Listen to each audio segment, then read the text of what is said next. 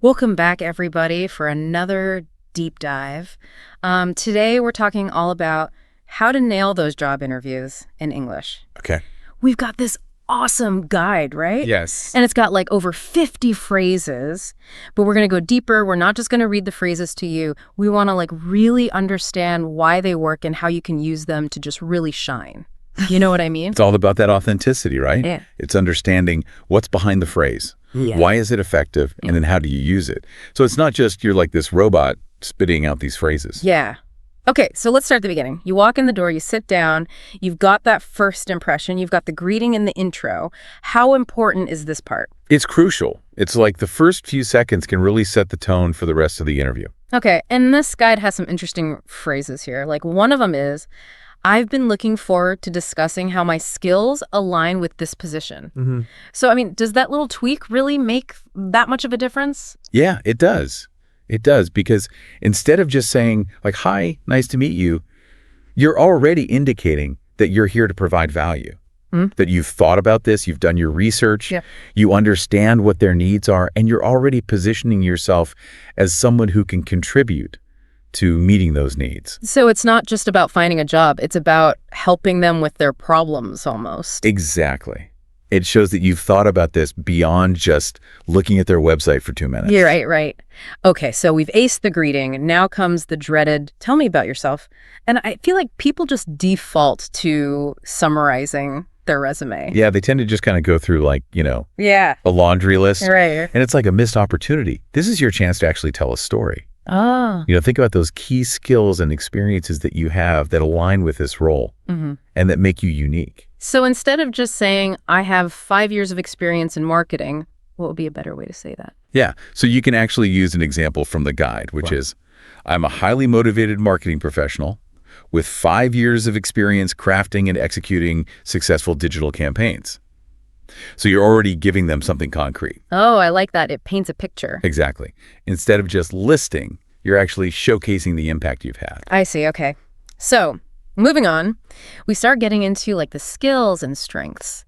And I feel like this is where people either exaggerate or just use vague language. Yeah. Like, I'm really good at this. Exactly. And you're like, okay, well, good. Doesn't mean anything to me. Right. And that's where this guide really stresses using action-oriented verbs.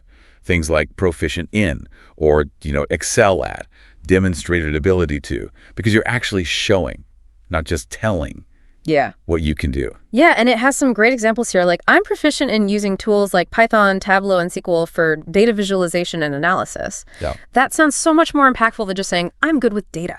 Exactly, because now you're being specific. You're using their language. Yeah. You're checking off those boxes on their, what they're looking for wish list. Right. And especially in today's job market where it's so competitive, you really need to make it clear that you've got the goods. You have those skills that they're looking for. Okay, so we've talked about ourselves, we've talked about our skills. Now I got to dive into like our work experience.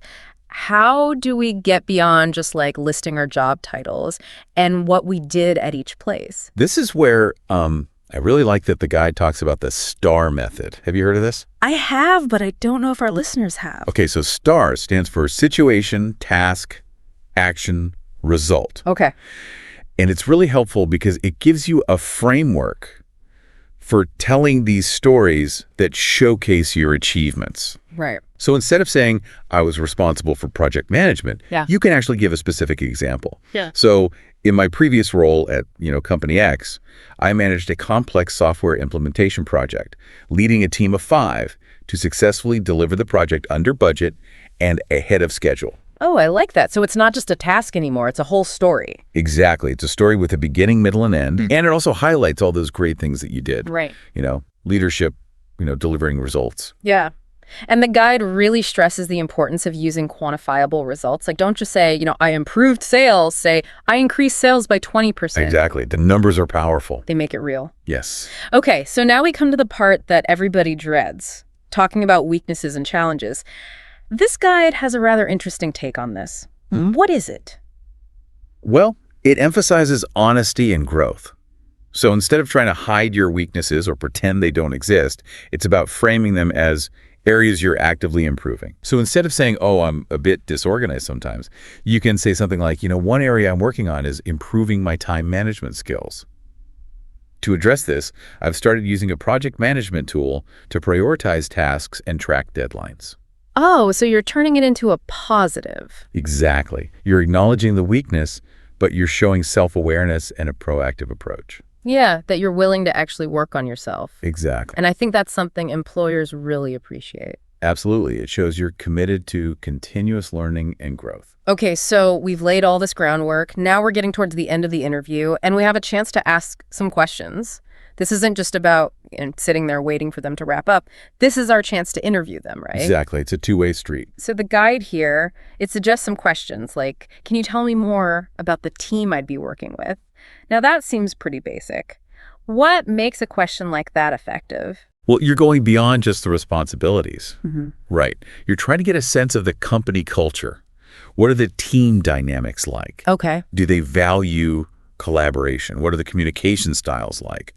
And that can tell you a lot. So it's like reading between the lines of the job description. You're not just thinking about what you're going to be doing, you're thinking about who you're going to be doing it with. Exactly. You're going to be spending 40 plus hours a week with these people. Right, right. Okay, and another question that it suggests is, what does a typical day look like for someone in this role? Again, seems pretty basic. What's good about that one? Well, it shows that you're thinking practically, right? Okay. About the day-to-day realities of the job. Yeah, and I like that one because it helps you kind of picture yourself. Yes. Like, am I going to be in meetings all day? Am I going to be like heads down at my computer? Exactly. And then you can gauge whether the work style aligns with your preferences. Another great question the guide suggests is, how does this role contribute to the company's overall goals? Oh, I like that one. So again, you're showing that you're not just there for a paycheck. You're thinking big picture.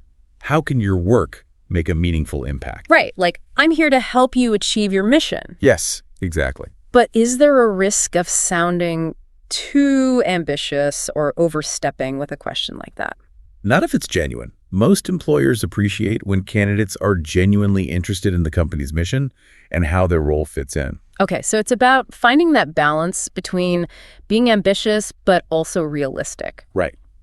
Okay, so now we're wrapping up. How do we make sure we leave a really good final impression? So the guide talks about expressing gratitude, reiterating your interest, but making sure it's authentic. Okay, so not just the typical, thank you for your time. Exactly. What's something better? You can say something like, I appreciate the opportunity to learn more about this role and how my skills can contribute to your team. So you're being more specific. Right, so you're summarizing what you've learned and also connecting it back to how you can help them. Exactly. And then if you want to go a step further, you can even offer to provide additional information. Okay. Like, please let me know if you need any further details about my experience or qualifications. Okay. But frame it as a genuine offer, not a demand. Right, right. You don't want to come across as desperate. Exactly. Okay, so confidence but not arrogance. Exactly. Those closing moments are just as important as the opening. Right. All right, we've covered a lot of ground here, from the minute you walk in the door to the minute you say goodbye. But this guide is more than just a list of phrases to memorize, right? Absolutely. It's about understanding the underlying principles of communication and applying those to the job interview. So it's not just about what you say, it's about how you say it. Exactly. It's about finding that balance between using these proven techniques and letting your authentic self shine through. Well, that brings up another point, which is authenticity, right? This guide keeps emphasizing the importance of being yourself. But how do you balance that with, you still want to come across as professional? Yeah. Where's the line? Right. How do you walk that tightrope? Yeah. Think about it this way. You can use the phrases and the techniques to help structure your responses. Yeah. And to highlight those strengths. But the content should come from a genuine place. Oh, okay. So it's you're using the guide as a foundation. Yes. But then you're building on top of it. Exactly. Let's say they ask you to describe a time you faced a challenge at work. Yeah. You could use that STAR method that we talked about. Right. To structure your answer. Yeah. But the specific challenge you choose to talk about and how you overcame it, that should come from your real life experience. Right, right. So it's you're using the tools. Yes. But then you're also letting your personality show through. Exactly. Imagine you're at a dinner party and someone asks you about your work. You wouldn't just recite a list of phrases. Right. You tell them a story. Yeah, you tell a story, you talk about what you're passionate about. Right. It would be a natural conversation. Yeah. And that's the kind of energy you want to bring to an interview.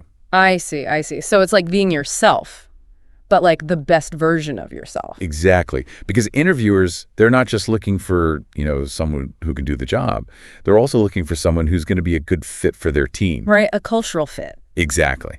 So they want to know if you'd be a good addition, not just like a robot who can do the tasks. Right, okay. So really it's about being prepared, being professional, but also being genuine and enthusiastic. Exactly. The guide is a great resource, for learning how to articulate those thoughts and experiences effectively. Right. But ultimately, it's your unique personality and passion that's going to make you stand out. Okay. So I think to wrap up this deep dive into acing job interviews in English, the key takeaway is this. Master the techniques, use the phrases, but infuse them with your own personality and your own experience. Well said. And don't be afraid to practice. Oh, yeah. The more you practice these phrases and you tailor them to your own stories, the more confident and authentic you're going to feel when that big day comes. Right, right. Well, to all of our listeners out there who are preparing for the next big interview, we hope this has given you some valuable tools. Go out there, be yourself, and good luck. We'll see you next time for another deep dive.